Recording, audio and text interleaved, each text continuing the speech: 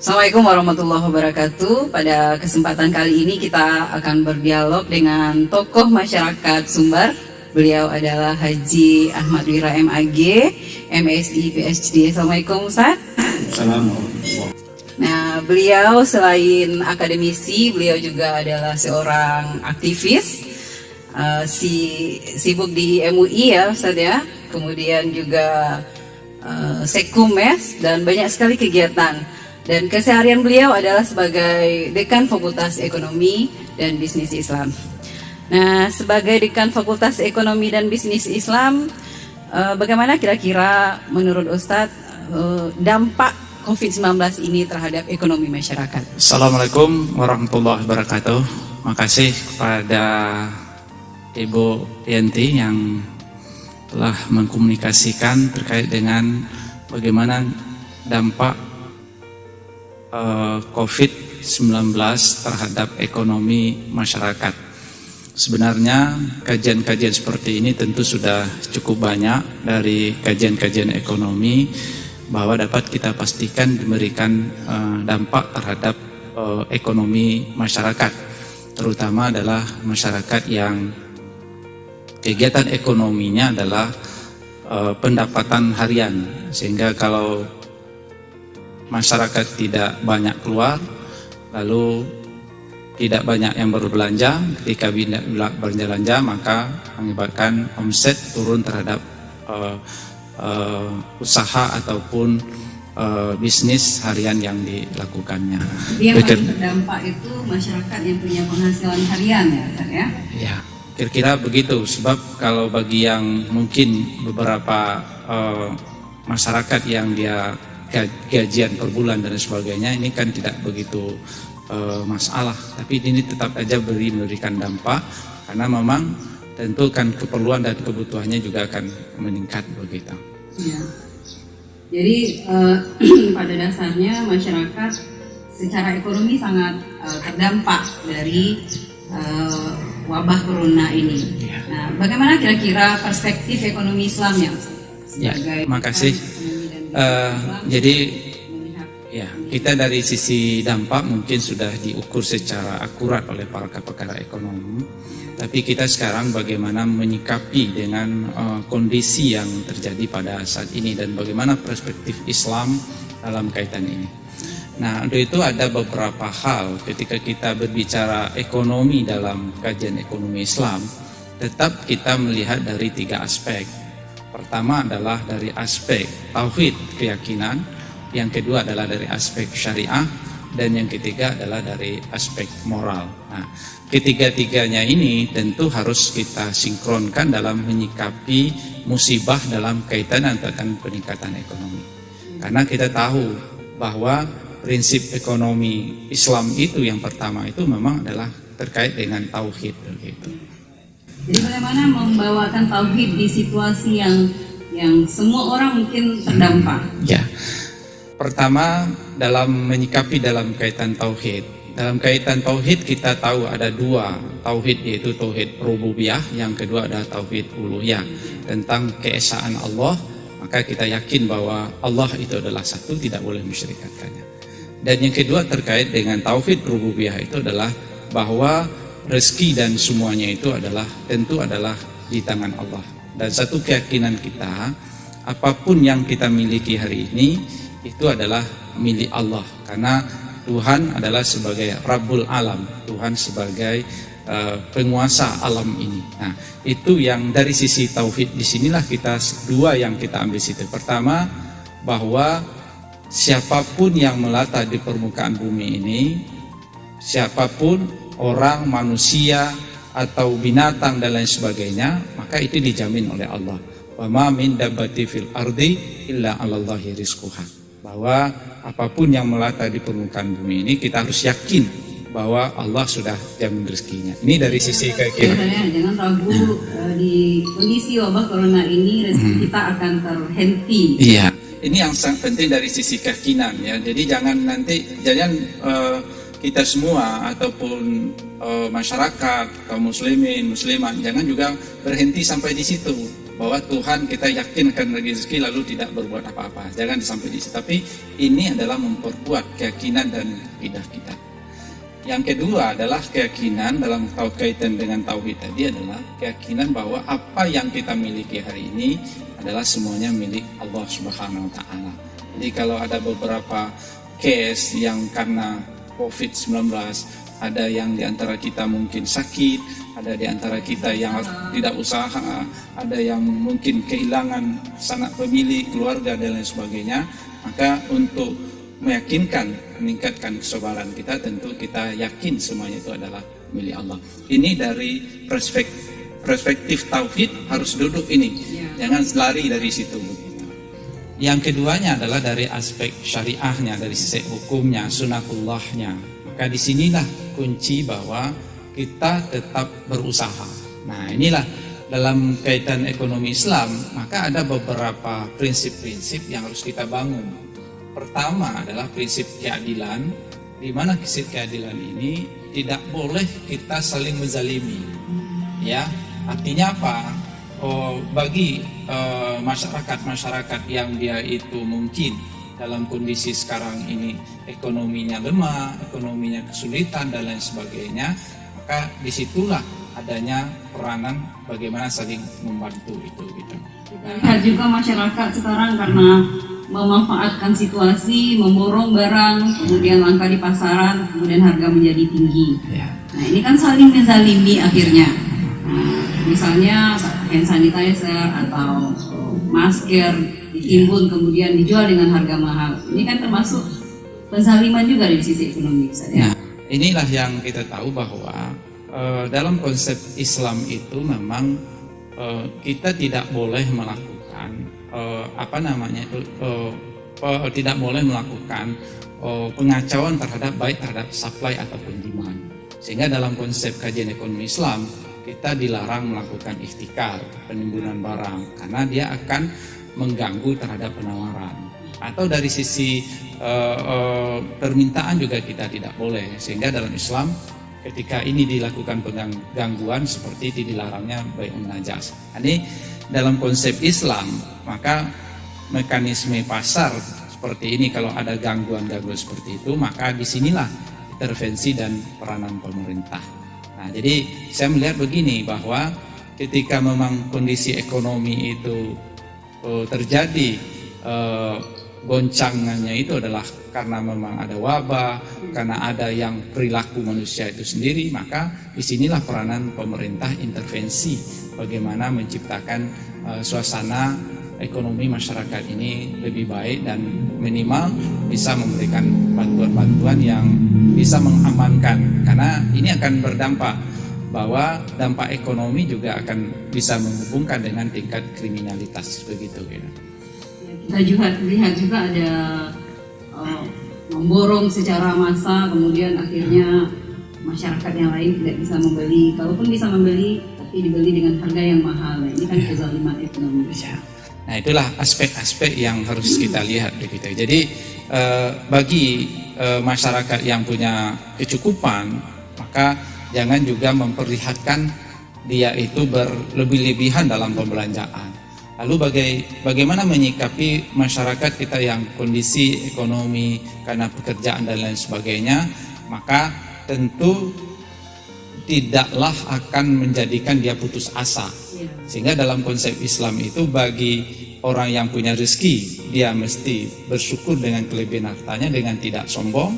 Lalu bagi yang mungkin hartanya sekarang ini atau kondisi ekonominya rendah, dia tidak menjadi orang yang putus asa karena memang kondisi ekonomi ini ada. Disitulah sebenarnya keseimbangan ekonomi Islam yang kita harus bangun secara syar'i itu gitu. Jadi keseimbangan inilah yang dimaksud ketika mau kita melihatkan aplikasinya di masyarakat, di tengah-tengah kita yang berkelebihan karena kelebihannya tidak menjadi sombong.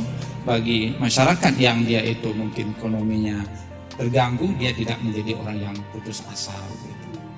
Jadi harus ada himbauan dari pemerintah bagaimana keseimbangan ini tetap berjalan ya. Jadi jangan yang kaya karena ada aksi panik buying dulu kemudian yang kurang mampu mungkin nggak bisa membeli atau membeli stok kemudian akhirnya terdampak. Ya, ya. Nah itu baru dua ya Ustaz ya. Nah yang ketiga berikutnya. Yang ketiga adalah dari sisi moral kita, moral. Nah sosial masyarakat kita. Nah disinilah sebenarnya bagaimana Islam menggambarkan bahwa moralitas kita bersama-sama menyikapi wabah ini. Jadi dia tidak seperti kita ketahui bahwa bagaimana meningkatkan sosial kemanusiaan. Nah, kalau dalam konsep Islam, dalam kajian ekonominya, maka kita tahu ketika kajian dampak ekonomi seperti ini, maka bagaimana kekayaan itu tidak hanya beredar pada orang-orang tertentu. Nah, disitulah Islam memiliki dana kebajikan atau dana-dana filantropi seperti infak, sedekah, zakat, wakaf dan lain sebagainya. Ini kan dana-dana yang menjadikan bahwa bagaimana ekonomi masyarakat itu tidak menumpuk pada orang-orang tertentu saja. Sehingga dalam konsep sederhananya ketika kita lihat jarak antara orang miskin dengan orang yang punya kelebihan harta agak jauh jaraknya, maka ketika orang yang punya harta sudah sampai satu nisab, dia berikan hartanya, berarti dia mundur satu langkah. Ketika harta ini diberikan kepada yang kurang mampu, maka berarti yang miskin itu agak maju satu langkah. Sehingga jarak atau kesenjangan sosial ini akan menjadikan tetap terjaganya keamanan, stabilitas ekonomi dan lain sebagainya. Gitu. Jadi apa kira-kira solusi ekonomi Islam terhadap pandemi wabah corona ini? Ya, oke. Bagi masyarakat kita yang kena dampak dengan pekerjaan, dengan pendapatan, maka tentu kita tidak akan menjadikan putus asa dalam usaha. Ini dalam kaitan dan upaya-upaya yang dilakukan secara individu bagi masyarakat itu. Misalnya begini, ada beberapa alternatif yang dilakukan. Nah, ini dari sisi keyakinan tentu akan memperkuat keyakinannya bahwa ini wabah ini insya Allah akan berakhir dan mudah-mudahan nanti bisa kita berusaha lagi. Ini yang harus jadi masyarakat yang kena dampak dia tetap harus optimis. Kemudian bagi masyarakat yang mungkin punya kelebihan harta, tentu dalam kajian ekonomi Islam inilah yang kita bangun bagaimana memperkuat dan merealisasikan dana-dana kebajikan yang sudah ada di tengah-tengah masyarakat. Nah, misalnya dalam bentuk zakat, dalam bentuk infak, sedekah dan lain sebagainya. Kita bisa hitung ya orang-orang yang berada di sekeliling kita. Kita kan sangat tahu bagaimana ajaran yang disampaikan oleh Rasulullah bahwa belum sempurna iman seorang kalau seandainya tetangga yang sebelahnya ada yang tidak makan dan lain sebagainya. Ini kan motivasi yang punya kemampuan sehingga memang membuktikan saat sekarang ini mau membuktikan apakah memang kita peduli dengan masyarakat yang ada di sekeliling kita. Ini dari masyarakat. Kepedulian sosial yang penting gitu. Nah, kemudian dari sisi pemerintah sekarang tentu kita tahu bahwa dalam konsep pemerintah maka kaidah yang kita pakai itu adalah tasarruful imam ala ra'iyati manutun ala maslahah. Tentu ini juga berlaku dalam kaitan ekonomi. Kemaslahatan apa yang terbaik yang harus dilakukan oleh pemerintah, tentu ini adalah kebijakan-kebijakan pemerintah yang kita minta. Sebab begini, pemerintah juga bisa berlaku adil ketika memang ada larangan-larangan terhadap usaha-usaha tertentu, PSBB dan lain sebagainya. Tentu sisi pemerintah juga harus adil bagaimana menyikapi, bagaimana meyakinkan masyarakat dan bagaimana membantu masyarakat sehingga memang kebutuhan-kebutuhan pokoknya juga terimbangi. Nah, jadi kalau dari kaidah-kaidah sekarang ini kita tahu bahwa la darara wala dirar, tidak boleh mudarat dan juga memudaratkan. Lalu ketika ada dua bertemu antara yang mudarat, antara harus berhadapan dengan kita wabah meninggal penyakit dengan COVID-19, lalu hubungan dengan ekonomi, maka tentu kita akan pilih mana dararah yang lebih kecil. Lalu dararah ini yang muncul dari kebijakan-kebijakan ini tentu harus tetap kita hilangkan. Nah, saya pikir ini 3 aspek yang harus kita lihat dari sisi masyarakat itu sendiri yang kena dampak, tetap optimis dan yakin, tetap usaha dan jangan putus asa. Bagi masyarakat yang punya kemampuan silakan untuk memberikan mensialisasikan dana-dana kebajikannya pada saat ini. Ini adalah saat yang sangat tepat sekali. Dari sisi pemerintah, tentu kita ingin pemerintah memberikan kebijakan yang terbaik sehingga dampak ekonomi masyarakat itu tidak terlalu terpuruk, dia bisa bertahan untuk hidup begitu. Baik, Ustaz. Ini terakhir Ustaz, sebagai Dekan Fakultas Ekonomi dan Bisnis Islam, nah apa yang dilakukan oleh pihak kampus untuk membantu masyarakat atau mahasiswa yang terdampak secara ekonomi karena wabah corona ini? Ya, bagi kita di Fakultas Ekonomi dan Bisnis Islam, kita sudah bikin satgas, satuan tugas untuk Fakultas Ekonomi dan Bisnis Islam. Dan satgas ini ada 2 tugasnya saja. Pertama adalah pencegahan terhadap penularan COVID-19.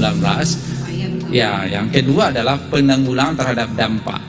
Nah, karena saat ini keterbatasan kita baru melakukan penanggulangan terhadap dampak terhadap mahasiswa-mahasiswa kita yang masih ada di sini, karena dia dihadapkan dengan perkuliahan melalui online, lalu dia harus dia kuliah tetap jalan, lalu dia bertahan di Padang karena mungkin ada beberapa alasan di kampung belum ada sinyal dan lain sebagainya. Nah, sekarang kita sudah mendata ada sekitar 48 mahasiswa kita ekonomi dan Islam ya di Fakultas Ekonomi dan Islam. Nah, fakultas lain juga punya upaya. Ya, semua fakultas sepertinya dari hasil rapat Satgas UIN kemarin ini masing-masing fakultas sudah bergerak, dan malahan kita sudah juga kemarin membantu untuk memulangkan ada mahasiswa kita yang 1 orang yang dari Aceh yang dia terkendala untuk pulang, dan insya Allah hari Minggu atau hari Sabtu kita bisa memulangkan dia ke kampung karena kondisi ini begitu. Nah, ini bentuk-bentuk. Lalu yang kedua, kita sudah melakukan penggalangan dana di dalam terhadap dosen-dosen, pegawai, alumni, dan mungkin dana-dana yang bisa kita gunakan untuk membantu mahasiswa kita dalam yang terkena dengan dampak dari COVID-19 ini. Mungkin ke depan ada upaya untuk masyarakat sekitar juga. Nah, ini yang kita nanti kita sudah berkomunikasi dengan RW, RT yang ada di Sungai Bange, maka memang dalam hal pencegahan kita sudah bekerja sama melakukan sosialisasi bagaimana menjaga jarak, menjaga kebersihan, dan tidak berkumpul-kumpul lagi gitu. Karena memang kita tahu di Sungai Bange itu banyak mahasiswa kita yang menetap, dan sekarang dengan COVID-19 ini dia sudah mulai pulang kampung. Jadi kita tinggal untuk pencegahan. Jadi nanti penggulangan dampaknya tentu bisa kita kerjasama dengan RW dan RT yang ada di situ untuk masyarakat setempat. Oke, Ustaz, ada lagi yang kita lihat saat ini, upaya-upaya yang dilakukan oleh masyarakat ketika satu usaha tidak bisa dijalankan karena misalnya PSBB, mereka nggak bisa berjualan dan lain-lain. Nah, ada upaya-upaya lain yang dilakukan oleh masyarakat. Ya. Sisi ekonominya gimana? Ya, jadi begini ya, ini yang kita katakan tadi bahwa sejak awal bahwa masyarakat yang kena dampak tidak menjadi pesimis. Dia tetap optimis dan mencarikan bisnis-bisnis yang alternatif bisnis. Misalnya mereka boleh bisnis dengan online. Ya. Jadi ada alternatif sehingga usaha mereka tidak terhenti karena adanya pandemi ini. Ya. Gitu ya. Bisnis sekarang kan mulai beralih juga bisnis penjualan masker gitu ya. Tapi memang juga harus hati-hati jangan terjadi nanti penumpukan terhadap barang gitu. Ini yang kita ingat, ikhtikar tadi gitu. Jadi usaha-usahanya kita cari alternatif yang mungkin, seperti ada orang mencari alternatif dengan bisnis online dan sebagainya. Nah, mungkin kita minta statement sebagai closing dari dialog kita hari ini. Silakan.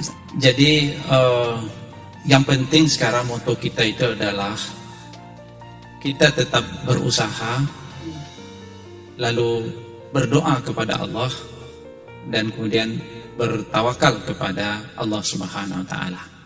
Jadi kaitannya dengan dampak ekonomi dan kaitan dengan keyakinan kita sebagai seorang Muslim, tentu kita tidak menjadi orang yang putus asa. Makasih. Assalamualaikum warahmatullahi wabarakatuh.